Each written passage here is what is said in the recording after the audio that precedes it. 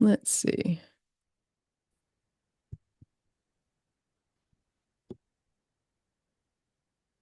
All right. Did that make its little warning to you? Did. It says Excellent. it's Okay. All right. Hello, everyone. This is Katherine Price, and welcome to the How to Feel Alive podcast. I'm absolutely thrilled today to introduce you to my guest, Katherine Martinko. So, Katherine and I met recently, but I became acquainted with her and her work a couple years ago when I received a galley of her book, which is called Childhood Unplugged.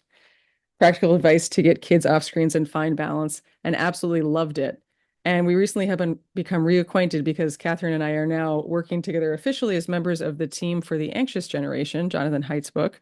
And she is an absolutely wonderful person, a journalist and writer herself. She writes a column for the Globe and Mail in Canada about kids and technology. She's doing a lot of speaking events on behalf of the anxious generation. And she has her own Substack newsletter, which I will link to, which is called The Analog Family, which I highly recommend that everybody check out. And also, importantly, for the context of our conversation, she is the mother of three boys, ages 9, 12, and 15. So I recently reread Catherine's book myself and loved it even more the second time. And I thought it would be a real delight to get to speak with Catherine about her book and her parenting philosophy and some of the practical strategies that she uses with her own family to create a healthy screen life balance for herself and her husband and her kids. So, with that introduction, welcome, Catherine. I'm so excited to get to talk to you. Thanks for having me, Catherine. It's great to be here. This is confusing, isn't it? There's two of us. I know we have to avoid you. She's with a K, I'm with a C. But one of the things I wanted to start by asking you about, I think it's something we have in common because we have, in addition to our names, a lot in common in terms of our philosophy and approach to things. But one of the things I really appreciated about your book is that you really frame this from a philosophical approach. And I wanted to ask you about your philosophy when it comes to kids and screens, and more specifically, how you think we as parents and adults should be coming at this issue of kids' technology screen time. Because I think a lot of times we tend to dive in too quickly to the details without having a broader perspective. So, can you tell me a bit about how you think about this? Sure. I think that there's a lot of negativity out there right now around screens, and the negativity is important. Like, we do need to know what the risks are associated with excessive screen time for our kids. But I also think we need to focus on the positives. When you take away the screens, you are opening your child to the world. And if we can kind of reframe it as parents as like this amplifying, this expansion of a child's world when they're getting off the devices, it's, I think, a much more feasible and motivating headspace for the parent to be in. Definitely, I think that we need to think about what these devices are taking away from our children and how it kind of impedes their ability to have a lot of wonderful in-person experiences, and how, yeah, their worlds just expand as soon as we get them off the devices. They are going to be more active. They're going to have more conversations with people. They're going to be more curious. They're going to have more daydreaming and thoughts and whatnot that just sort of add this depth to their lives. So I think that parents need to not feel so daunted by the negatives and feel a bit more inspired by the positives. Okay. And I realize I should start by asking you a bit more about your own story because it's really interesting, both in terms of your own personal story and your husband's childhood when it comes to screens and how your respective experiences have kind of informed how you're approaching this with your own kids. So yeah, tell me about that. Yeah, well, we definitely come from very different places, which I Uh-huh. find interesting. So I was raised in the middle of nowhere, deep in the forest in northern Canada, on a lake with no year-round neighbors. I was homeschooled for many years as a kid. My parents had no TV. There was, of course, no internet back then either, but even when it became available, we didn't have it. So Hmm. definitely a very isolated, very outdoorsy upbringing that I resented at times, but also really enjoyed. And I think that the older I got, the more I've grown to really appreciate what I had. Meanwhile, my husband came from an opposite direction. So he was raised in suburban Toronto, and he was raised on video games and TV. And he had a very small yard, which was fine, but he just wasn't even allowed to go out into the yard. His parents were fairly protective. But yeah, he was raised with video games primarily, and it contributed to some academic struggles. He actually failed a year of university because he was gaming too much, and he had to go back and redo that and graduate a year later than all of his friends, and that was quite traumatizing. So I think he came out of it realizing how much video games and TV had taken from him, and he didn't want his own kids to have that experience. So really we kind of came to the same place of not Hmm. wanting our children's childhoods to be dominated by screen time. For me, just because it made sense, that's just how I was raised, and it's the only way that I knew how to live, and him because he knew what was at stake. So we fortunately for us, never struggled to find common ground in that area. I think it can be really hard for some parents who come from very different backgrounds. I haven't had to deal with that. Fortunately, I do hear from a lot of parents who do deal with that. But yeah, it's worked out. It's worked out for us so far. But so what do you guys do? What is your parenting philosophy? What have you done with your boys? Yes. So, we have a few basic rules. Well, first of all, I'll explain. So I'm not anti-technology. I think that that's really clear to set like up front. Yeah, I'm I pro always feel technology. the I yeah, I love felt the technology. need to say that too. It's like it's not anti-tech, it's mindfulness and intentionality. Yeah. Yeah. No, we're not Luddites who are rejecting it out of hand. I rely on a laptop and an internet connection and a smartphone to do my job. It has enabled my entire career as a journalist for the past, 13, 14 years. So I'm very grateful for it. I don't want to go back to a world where it doesn't exist. That being said, I don't want to live in a world where it takes over every single aspect of our lives. So we do not have a TV in our house. We do not have a video game console. The kids do not have phones and they don't have tablets. They never have had tablets or phones. So my husband and I do each have a smartphone, and then I have a laptop for work, and we have a family computer in the house. So it's a desktop computer that sits in a common area, and the kids can use that pretty much.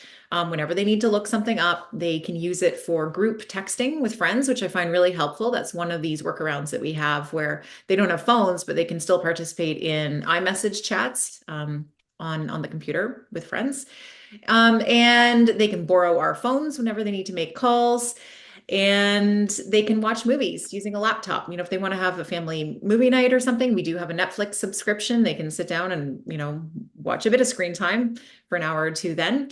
But otherwise, really, their time is spent offline. And so when they come home from school, they're just, hanging around the house. They're playing outside. They're playing with their pet hamster. They're playing board games. They're, in their treehouse or on their trampoline. They're doing homework. There's just a lot of interaction that's happening. It's a loud, busy place to be, as you can imagine, with three boys. And they know how to navigate technology. These kids can certainly get around a computer and a smartphone quite readily, but they just don't own their own necessarily. So that's fascinating. And just to remind people, so you have a 9, a 12, and a 15-year-old. This is not like you're doing this kind of digital minimalist approach with just little kids. Like you have a full-on teenager.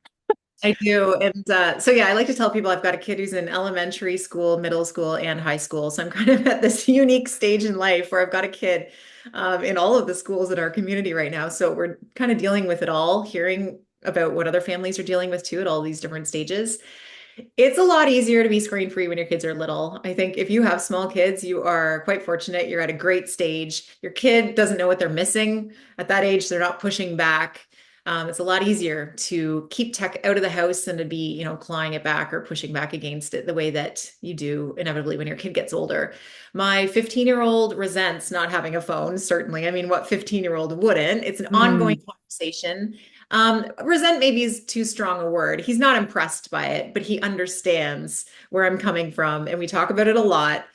And we sometimes joke. There was a great line I heard. I'm trying to forget. I can't remember who said it, but basically, if he can, I think it was Jennifer Garner who told Mm. her kid, like, if you can find me a study that shows that having a smartphone is more beneficial than not at your age, then maybe I'll reconsider. So, sometimes he goes out and does a bit of research, but he hasn't been able to find it yet. Oh, that's Um, hilarious. They're so- like, keep searching. I know. That's great. He's learning analytical skills and research skills, and maybe someday he'll find it, and then he'll be 18, and then And then, yeah. oh, that's I funny. want. But yeah, so he's often asked me over the years when he's going to get a smartphone. And for a long time, I didn't have an answer for him. And then I heard a great interview with Jean Twenge, psychology professor from San Diego University, who said that for her, it's 16. So when her daughters are old enough to get a driver's license, then they're old enough to have a smartphone, but not before that. And that made a powerful impression on me, just this idea that you have to be mature enough to operate a motorized vehicle before you can possibly be handed a smartphone. So I've told him that 16, he can have one. He will be responsible for buying it and paying for it. I will Well, not that's be. interesting. Wait, tell. pause on that for a second because I think that's very important. Tell me more about that approach. So I'm hoping that so the other part of that I should just say is he won't be on social media. So Hmm. social media for us is 18 minimum. So essentially he'll be out of high school. He'll be off to university hopefully at that point and on his own. So to have a smartphone without social media doesn't actually make a lot of sense because really you can buy much simpler, much cheaper devices that do the things you need them to do, which is text and call your friends at a fraction of the price. So I'm kind of hoping that when that time comes, he's just going to, look at it from a budgetary perspective and realize that he can still do all the same things and buy essentially a dumb phone. Um, so yeah, I don't know what he'll do because that's about a year away. He'll turn 16, well, next August. So he may have a smartphone at that point. But again, even though he will pay for it if he chooses to get it, I still will maintain control over it if that makes sense. Like I will still have the right to take it away, to check on it. I'll have the access to it with the password.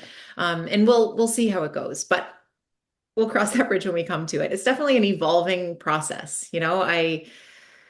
It's hard to be the parent who says no when you're only, so he's the only kid in grade 10 in his entire high school who doesn't have a smartphone right now. And Wow. that's a tough thing to put on a kid. And I don't want to downplay that. It's one thing for me to sit here and research and write about it and be this, expert on the topic, but it's another thing to like push that philosophy onto my child who then has to take it out into the world and, be the one who's standing out in the crowd. So he does well. He's strong. He's understanding. Like we talk about it a lot. There are sometimes very awkward situations where he comes back emotional because he felt like he was left out of something or he was singled out or made fun of or whatever it may be. So for those reasons, I can understand why he might want to get his own next summer, but we're definitely going to be extremely cautious with how it's being used. Well, what do you do in those moments as a parent when you see your kid coming to you emotional about something you know is real, which is that he is getting left out at some things on social media or on smartphones in general? Because I think that's something parents struggle with so much is you might want to do one thing because it's aligned with your own values, but you see your kid come in who's genuinely suffering as a result of it because at the moment, not enough kids yet are off of these things. How do you deal with that? What do you tell yourself to keep your resolve or to talk to him about it? So, so two things I was going to say. So it's hard. I mean, I listen to him, I hear the story, and then I often, I sort of, first of all, I think as parents, you choose what's difficult. So it is difficult to, choose this path and to forge ahead with it with him and teaching him these things and insisting that he uphold this philosophy that I know to be so important and I believe in so strongly. And I think that he's starting to realize that. Um, there's a price to pay for it. And so I flipped the script a little bit and I asked him about how his classmates are doing and what are some of the experiences that they're having on their phones. And he's full of stories and anecdotes about like really heartbreaking, horrible things that are happening to his kids on their phones, like the cyberbullying and my own friends, even within my friend group here in this town, the stories they're telling me about the stuff that they're dealing with their kids, all phone-induced troubles. So, I have friends whose kids have been hospitalized for suicide attempts and friends whose kids are undergoing severe online bullying, who are so anxiety ridden that they can't even go to school anymore. Like there's just a lot of very intense experiences that these parents are dealing with. And I think that is hard. That is a very Hmm. hard dealing with. It is also hard to be sitting here listening to my son tell me that he wants a phone and all his friends have them, but you choose your heart. Like which heart is it going to be? I'd rather be sitting here telling him he can't have it than sitting next to that hospital bed or in the emergency, with a kid whose life is potentially at risk. Like it's very hard to be a parent no matter what. I think you just have to decide where you're going to sort of allocate your focus, if that makes sense. But definitely flipping the script has been profound because I think that as time goes on, they're better able to see now the fallout from their friends having been given phones from a young age. And Hmm. they're starting to see and understand why I would be holding back. And it's funny because just last night I was talking to my 15-year-old and he used to say, "Oh, I'm going to give my kid a phone as soon as he wants one," when he's like 8 or 9 years old, when I'm a dad. And then last night he said, "I'm definitely going to wait till 13." And so at least it's moving in the right direction. He's getting a little bit of perspective. Oh, that's fascinating. I think those are all really important points to keep in mind. And it also makes me think of another aspect of your book that I really love that I wanted to ask you about, which is that you really make a very compelling point that we're thinking about this wrong. We're thinking about not giving our kids phones and social media as potentially depriving them of experiences, which I suppose in some ways we could say that we are, but you make a really convincing case that actually by giving them phones, we're depriving them of experiences they otherwise would have had. And I'm wondering if you can talk a bit about that and also give some examples of the kind of experiences that you have as a family that you think are the results of your philosophy towards technology. Ooh, good question. Um, well, I mean, it's Jonathan Haidt, I think, who made that phrase experience blocker kind of famous. You know, how you give your kid a phone thinking that, they're going to do things on the phone and learn things about the world, but really you're isolating them from the world. A kid who's on a phone is completely cut off from everything around them and they lose interest in everything. And I was reading again in his book recently about the analogy of the cuckoo bird, how a cuckoo bird will fly into another bird's nest and lay eggs, and then those eggs hatch and they just completely dominate the nest and they push the other babies out of the nest. And then the original mama bird comes and feeds the cuckoo babies and they grow and they thrive. And so basically, the smartphone is like that, or the tablet's like that. You give it to a kid and it pushes everything out of the nest. The kid cannot really find the energy or those friction points that they need in order to um, become engaged with other activities. So I would say we do in our own family there's a lot of things that the kids just do on their own. I invest in activities that are conducive to sort of free, active outdoor play. And, I bought a secondhand trampoline and we have a slack line in our yard. And the kids have gotten quite good at scooter tricks and skateboarding. And their pogo sticks. And we have a gym in our garage now where they can work out. And I find the teenage boys really love that. So my son often brings his friends back from school, and often there'll be a whole crowd of boys pumping iron out in the garage, which is kind of fun. They like to cook. They love to go on bike rides. They play musical instruments. We do have them in lessons, but I do find them sort of jamming now with their friends in their bedrooms. They'll hang out and do that. And then we do things like more organized things as a family. We always go on a multi-day canoe trip every single summer in a like backcountry camping in Ontario. We go on other camping trips as well. We do a lot of skating, a lot of sports, skating in the wintertime, skiing and whatnot, always on weekends. So we try to make time for that. So it's an active, busy life. I do think that we as parents, you do have a responsibility to fill the void. I use that phrase a lot when I talk about, especially if you're used to having technology in your home. If you take it away, you have to help your kid find things to do. Because if they haven't exercised those independent play muscles before, they're just going to feel a little bit at a loss.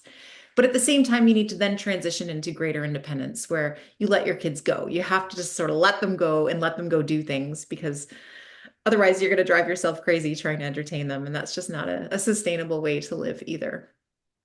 Well, that reminds me a bit about the points you make in your book about boredom, right? So you're describing all these interests and these things that your boys are doing in the time that perhaps they otherwise would have spent on screens.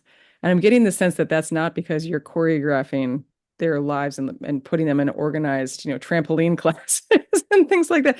So I'm wondering if you can talk a little bit about why you think leaving this space and this time for boredom is so important for kids and how you've seen that play out for your own boys in terms of perhaps their resistance to it, but what has ended up happening when you've given themselves that time and space to have to figure this out for themselves. Boredom is this magical ingredient that is conducive to creativity and curiosity and skill building and so many things that just make life more interesting. I think that we need more boredom in our lives. And what we've done is we've sort of eradicated it with the development of this portable technology in the form of tablets and phones. And so now the second that we feel the slightest inkling of boredom, we can just whip these tools out of our pockets and get lost in some online world that really doesn't have any kind of lasting value in it. And so I think that parents don't need to be afraid of boredom. Kids have an incredible capacity to find things to do when they are forced to find things to do. A kid will not remain in a state of boredom for that long. It is a muscle, again, kind of like that independent play muscle that I talked about. Like kids do need to develop the skills to figure out how to, break out of that boredom zone. But it does make a huge difference. I know I wrote in my book too about Csikszentmihalyi, the Hungarian American psychologist who studied the hyper focused creative flow state. And Hmm. he writes how it was only the teenagers who experienced profound solitude that were actually able to develop their skills in like music and writing and whatnot. But the message being that kids need boredom. Like if we're going to raise the next generation of writers and artists and musicians and poets, they need to be sitting in their rooms, not doing a whole lot. in order to like pick up those instruments and pick up the paints and the pencils or whatever it may be and sort of just hone those skills. I So completely we, agree with you. Yeah, go ahead. No, no, go ahead. so we just shouldn't be afraid of it is just what I'm trying to say there. I'm completely on the same page with you. I think adults, we also have issues with boredom, giving ourselves space for boredom. And I totally agree with you that this is having a huge impact on our ability as both kids and adults to come up with creative ideas and insights and, breakthroughs because we're just constantly on intake mode. But you actually had an equation in your book that I loved in terms of like, how do you actually produce creative free play, which is what I think you're describing in terms of some of the things that your boys are doing. And I'll write this in the Substack that I'll put out to accompany this podcast, but you write that kids minus digital media plus independence equals creative free play. So I don't know if you want to add to that at all, but I love that equation. Let's make it mathematical. Oh yeah, no, um I do think of it in that way. There was a wonderful book I read that really influenced me as a parent. I read it years and years ago. I'm so glad I did. And it's called The Idle Parent. I'm Hmm. not sure if you're familiar with it, by a British writer named Tom Hodgkinson. But he's sort of a humorous writer. The book is definitely written with this humorous, sort of hyperbolic tone at times, but he writes this manifesto of the idle parent and just basically rejects the idea that parenting needs to be hard work, that we need to be spending a lot of money, that we always need to be going places, that we need to entertain our children. We should leave our children alone. I think we pledged to leave our children alone was one of the things on his manifesto. And then in brackets, and they should leave us alone too. So I mean, idleness obviously has a bit of a negative connotation. But I always loved that philosophy. Like, I think we do need to find ways to make parenting fun again. I think it's a way to like de-stress ourselves as parents who are just, we're stressed to the max. Even the latest Surgeon General's advisory was talking about the extreme parental stress that parents are feeling. And I think a lot of it is coming from this, extremely hyperactive parenting that we're engaging in. Intensive parenting, I guess, is the correct term. So I do think that when we just step back and let go and let the kids be and give ourselves time and space and grace to just be parents and do the things that we want to do and let the kids do the things they want to do. And you don't have to be running around. You don't have to sign up for extracurriculars. You can just have quiet evenings in your home where you can have a good meal and you can have a leisurely shower and you can go to bed at a good time. These all contribute to this general improvement, I think, in the quality of life and everyone's general happiness. Well, that touches on something I also wanted to ask you about because I think a lot of times, a lot of pushback I get when I talk about fun in particular is this idea that, well, fun is only for people who have the privilege to have fun, or it's only because of the certain resources that they have or the certain work schedule that they have or something. They get to have fun. I can't possibly. And I always try to push back on that by kind of redefining fun as something that's much more accessible, that doesn't require money to have. It really requires a mindset shift and some habit changes. And so as I'm hearing you talk about some of the things that you have around your house for your boys to do and the things they do, it makes sense living in a rural area as you do. And I imagine, in fact, I know because you wrote about it, that do get a lot of parents who are like, well, oh, I couldn't possibly do that. I live in, like, for example, I live in urban Philadelphia. I don't have room for a trampoline. So I'm wondering what you say to parents where they seem to think that it's not accessible to them. Do you have any practical strategies or just philosophical mindset shifts that you offer to parents that make this kind of philosophical this approach to parenting more accessible regardless of your situation? Yeah. Well, I haven't lived in an urban setting in quite a while. I used to live in Toronto and I didn't have older kids when I lived in Toronto. I only had a baby. So I did interview families who lived in urban settings to try to get their opinions on whether they thought it was realistic to embrace sort of free range, independent play. And many of the families I spoke to said yes, that they very much had embraced this lifestyle in the city, that they felt that the city was a fantastic place to try to get kids off screens and outside playing more with neighborhood friends and whatnot. So I think it is possible. But regardless of where you live, fun does not need to be expensive. It does not need to be fancy. I think that we maybe need to reframe our concepts of fun for sure. I think that fun is for me being with people. We entertain a lot in our home. I find that that's just a really wholesome, sort of intergenerational way to engage our children in activities that also feel stimulating to us, as like me and my husband. So it's not that we're doing a kid-only activity, which is quite frankly quite boring often for parents. I Yes, don't really, agreed. Guilty as charged. I'm like, oh man, I don't, yeah. and then it's not really fun if they're doing adult-only activities. So definitely we've had to think about where that common ground is. So often dinner parties, like I'd say most weekends we'll have another family over for dinner and they might bring kids and they're adults. And so, we everyone's happy, everyone's stimulated, and it doesn't really cost anything other than maybe a bit of extra food, but you can turn it into a potluck. We do a lot of outdoor things, and I think the outdoors is accessible to you even if you are in the city.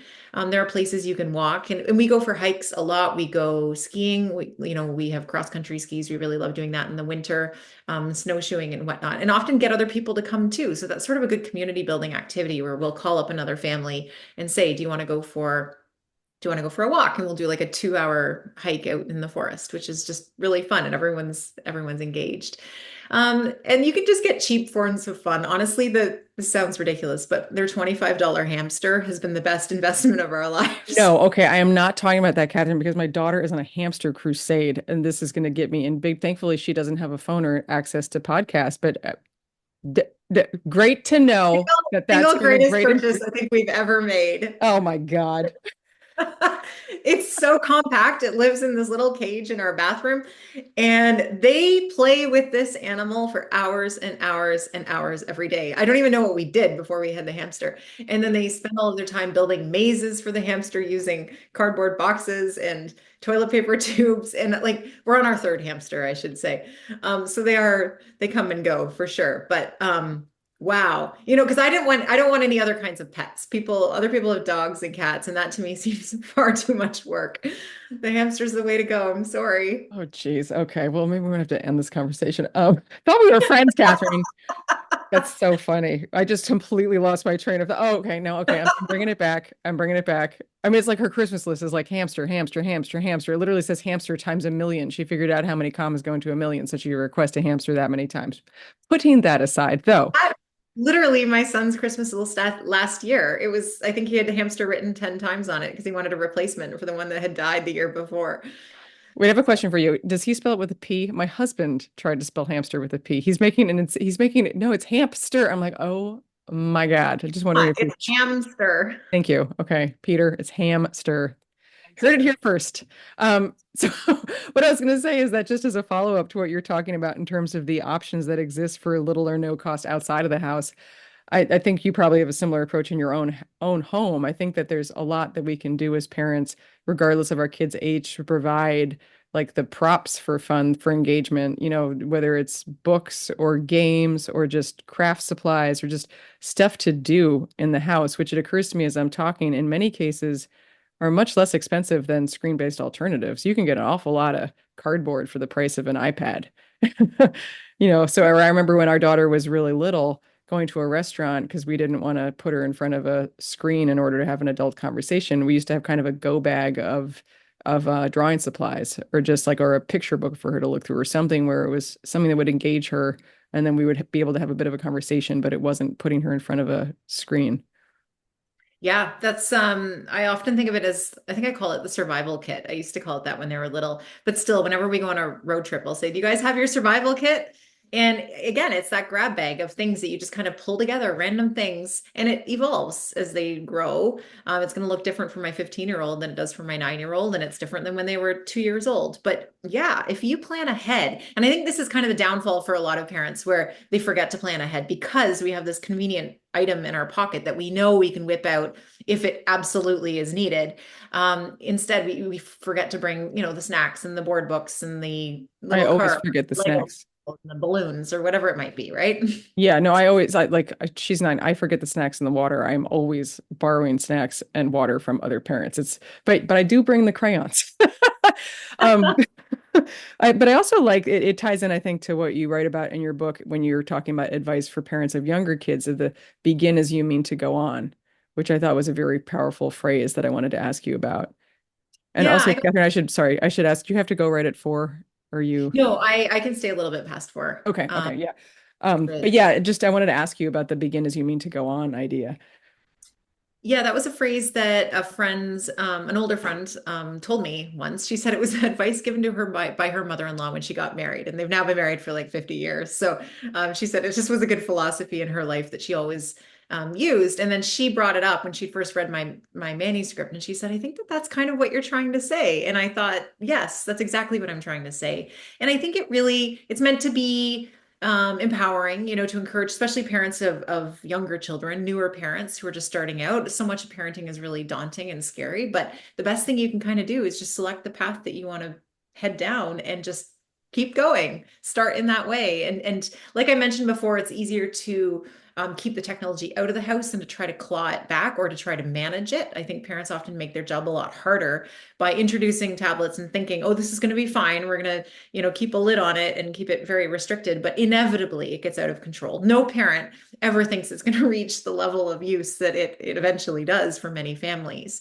So it is easier just to sort of plot your course and stick to it as much as you can.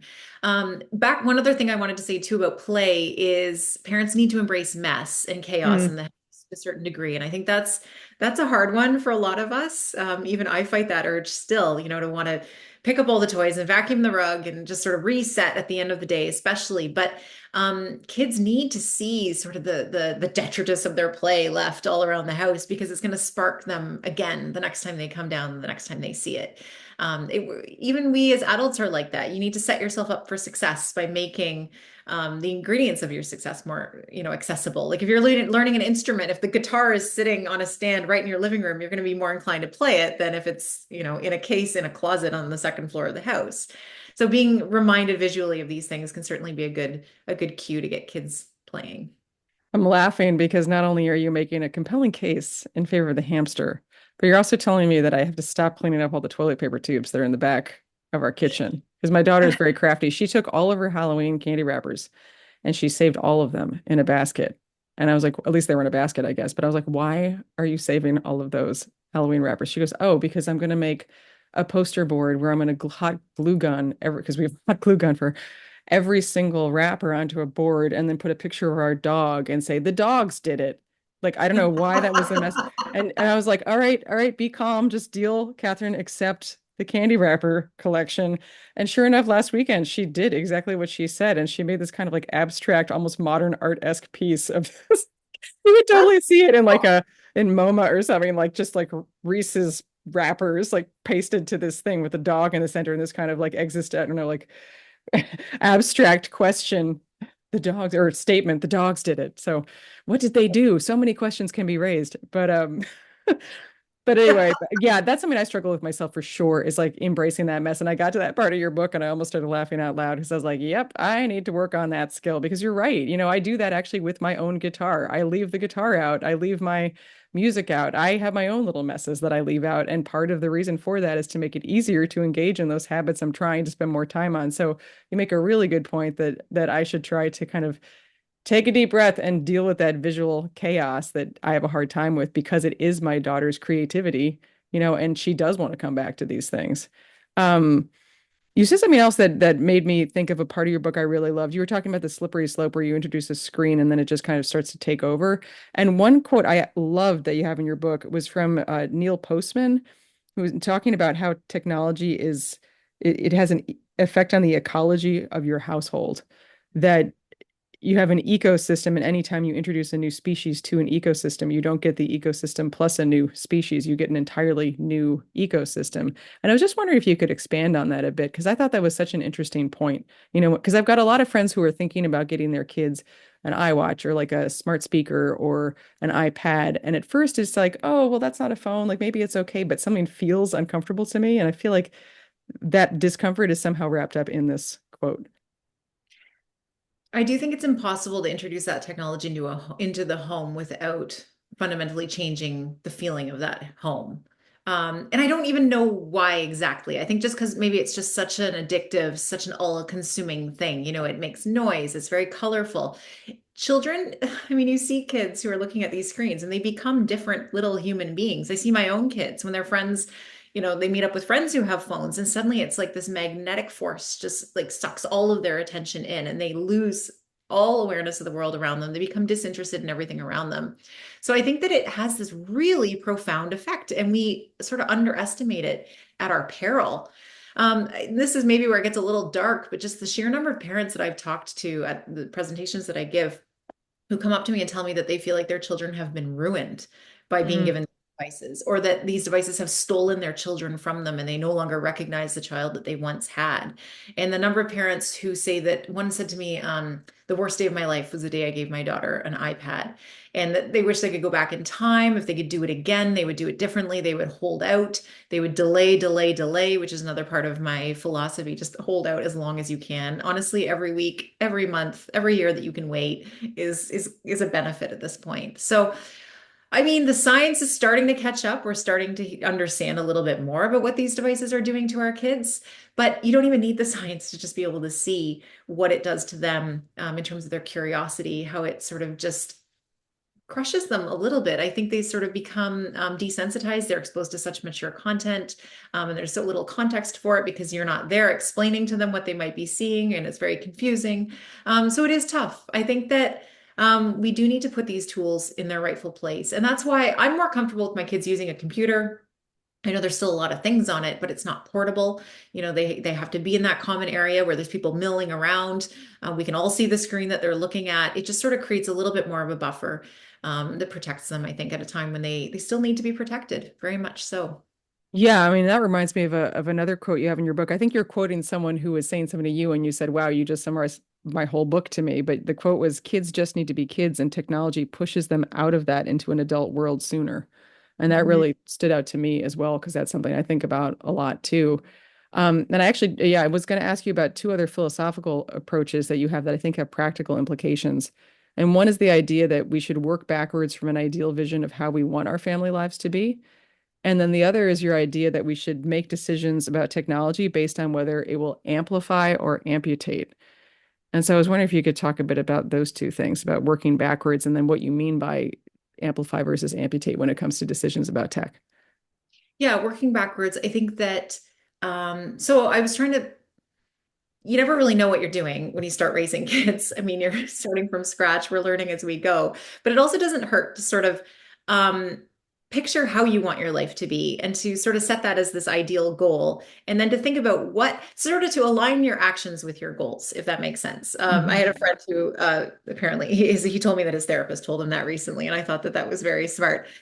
In general, we should always be aligning our actions with our goals. But when you think about the kind of family environment that you want, like if you want kids who come home from school and who make eye contact with you and sit down at the kitchen island and start talking to you and telling you about their day, if you want kids who are sitting with you and you're sitting down to have family dinner together every single day, or who say yes when you want to go for a family hike, these are all things that I think are within our reach. We can all achieve these things, but there are choices that will need to be made in order to create that environment that's conducive to those sorts of interactions. So I think everyone can do this, but it can sometimes require making, slightly difficult choices about how you're going to manage technology, for instance, among other things as well. Something else we do is we don't do extracurricular activities that interfere with like dinner and bedtime, because that's the time that we maintain as very sacred in our family. We will adjust dinner and bedtime somewhat, but those things always have to happen. We always have to sit down and eat together. Yeah, When we're the same way. 8 o'clock, and anytime my kids come home wanting to play another sport or learn a new instrument or something, we say, where is it going to fit into our life, and is it going to push too many other things out of the way? Because that's just non-negotiable. That's basic quality of life. That's planning the kind of life we want and working backwards from it. As for the amplify versus amputate, that was a great line that I heard from Tiffany Schlein, who wrote the book 24/6, where she talks about you probably have it there I on your have it back shelf. there. All these, yeah, exactly. Tiffany's wonderful. Yeah, she's great. Highly recommend her book, 24/6, about digital Sabbaths. Yeah. So I heard her in an interview with Krista Tippett, and she used that phrase. So I don't think the phrase was actually in the book, but she was just describing her relationship with technology. And I think it kind of comes full circle to what we were talking about initially, that it's not anti-technology. It's about choosing to use technology in ways that improve your life, that amplify opportunities for connection with other people like you and I are doing right now, but rejecting it if it's going to amputate your interactions with people. So to take a phone along when you're going out to meet a friend for lunch and leaving it on the table right in front of you, and to be responding to texts while you are in person with someone you haven't seen in a long time, that's an amputation, in my opinion. So being selective and just being really smart, and maybe almost reclaiming the etiquette surrounding technology use that maybe never did exist in the first place, that we perhaps don't need to reclaim so much as develop. quite critically, I think. Yes, I completely agree with you in that regard. Um, what was I going to say? There's the amplification. I lost my own train of thought here.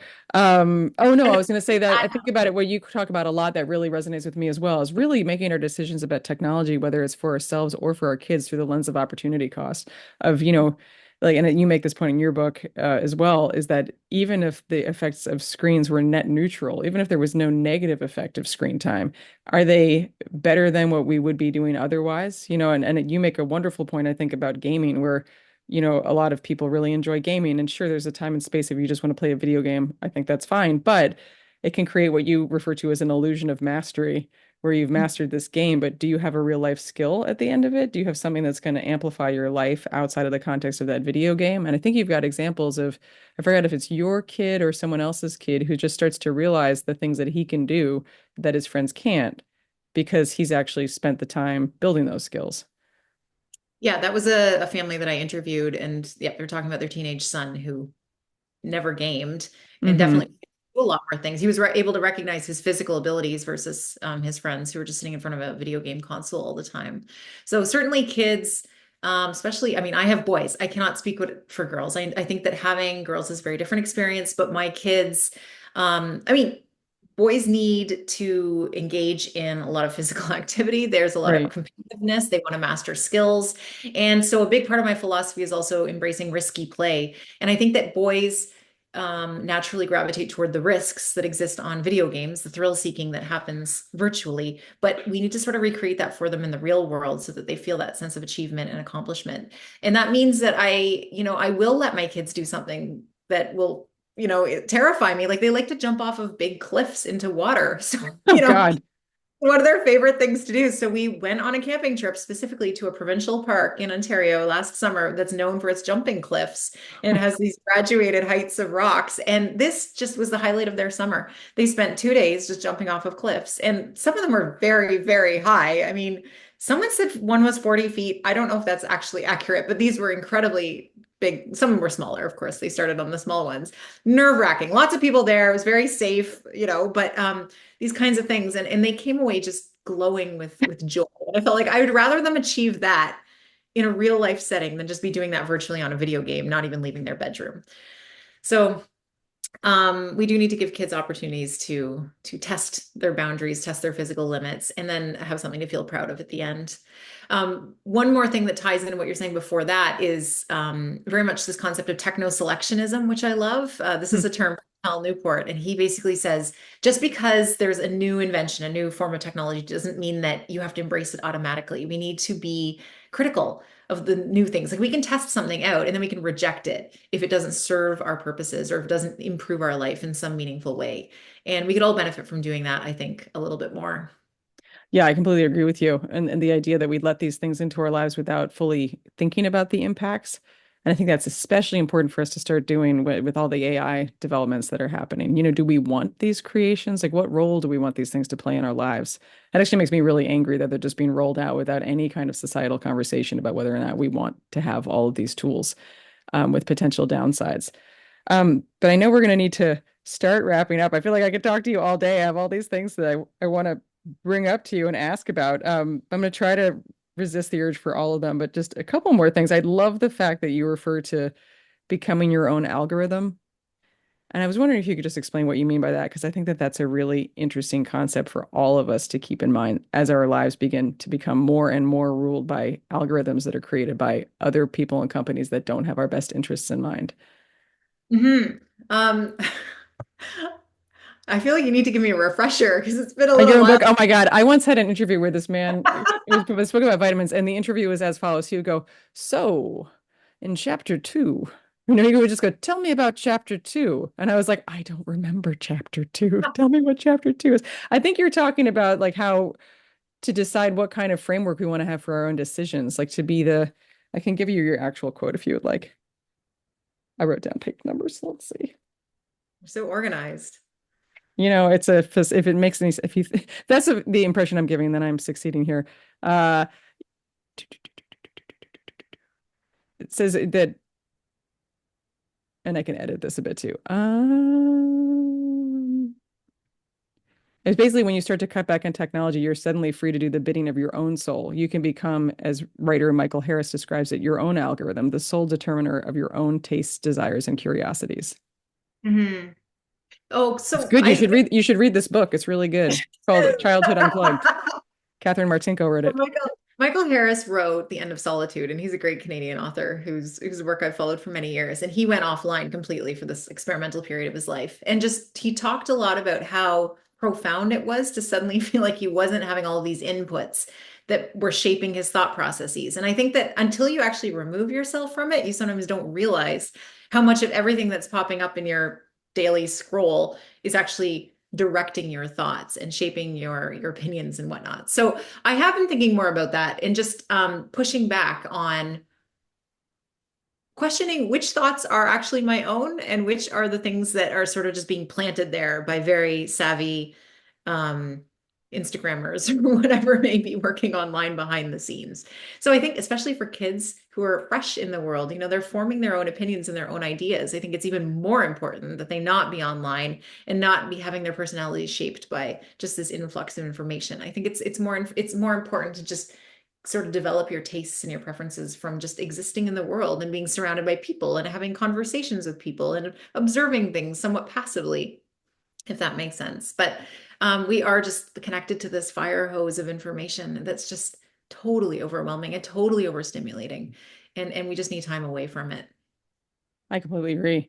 And I think one of the things I appreciate the most about your approach to all of this is that you obviously have strong opinions, but you're coming at this from a non-judgmental, non-scolding kind of perspective. And so as one of my final questions, I wanted to ask you, I mean, what advice do you have for adults and parents about our own responsibilities as role models?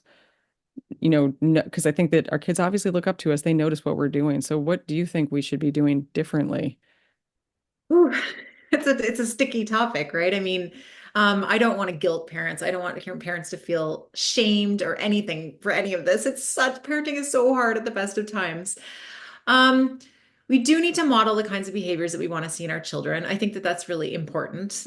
You can't not model at any point. There's a great line from Sherry Turkle who says that kids will always crave the objects of adult desire. So if you are worshiping your phone and you're on it all the time, your child will learn to desire that object above all else. So I think that that's really fundamental. But really, if you want to develop a wonderful relationship with your kid, you have to be present. You've got to show up for them. You just have to be there. And there can be these periods of time where you're just not on your phone and you are doing one thing and just that thing. Like maybe you're just talking to your kid. Maybe you're just going for a walk. Maybe you're just reading a book together or you're just cooking dinner together. And your kid's going to notice that. Kids are so perceptive. They can tell if your attention is just flitting back and forth between them and this device.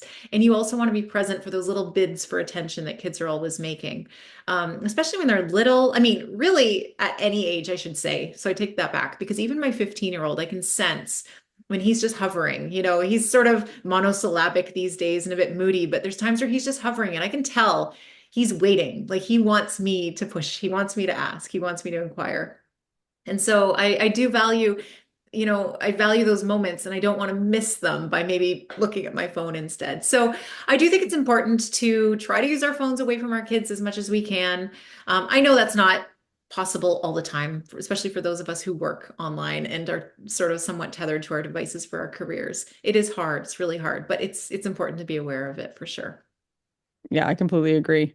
So before I read a quote back from your own book to close out our conversation, I wanted to ask if there's anything else we didn't touch on that you would like to share with the How to Feel Alive community. I do like to just tell parents that it's never too late. And, we have new information now that we didn't have 10 years ago. So if you gave your kid a phone 10 years ago before you knew that, there were risks associated with it, don't beat yourself up. It's fine. You can reset that baseline, your household interaction with technology. And you can tell your kid, based on what I now know, we're going to revisit the rules surrounding screen time in our home. So that's totally fine. And I don't want parents to feel bad, but I also don't want them to feel defeated. You can certainly engage with technology in a healthier way at any point if that's what you want to do. I think that's a wonderful point, and it goes back to what you're saying about begin as you mean to go on, even if that is right now as you're listening to this conversation. Begin it now. And you can't change what's happened in the past, but you can change going forward. So I just wanted to close with a quote from your own book. that I really found to be powerful, and that spoke to me a lot. And you wrote that those of us striving to curb our children's screen time habits are not the extreme ones. What's extreme is how much time everyone else spends staring at their devices. We're in desperate need of a societal reset, of a stern wake-up call to come to our senses and realize that this isn't even about the technology so much as it is about fighting for quality of life. I really love that quote because I think that really taps into the philosophy here is that we are trying to create better lives for ourselves and our children. So, with that, I just wanted to thank you so much. I've been speaking with Katherine Martinko, who is a journalist. She's the author of a wonderful book called Childhood Unplugged that I highly, highly recommend. She writes a column for the Globe and Mail, and she also writes a Substack newsletter called The Analog Family, which you should subscribe to. And she speaks around the world about the same stuff that we were talking about today. So, Katherine, thank you so much, even though you made that case for the hamster. I hope you get a hamster now. Oh boy. Okay. Goodbye. Thank you, Catherine. No, seriously, thank you. Uh, thank you so much. I'm going to stop the recording. Sorry, I know we went over and I really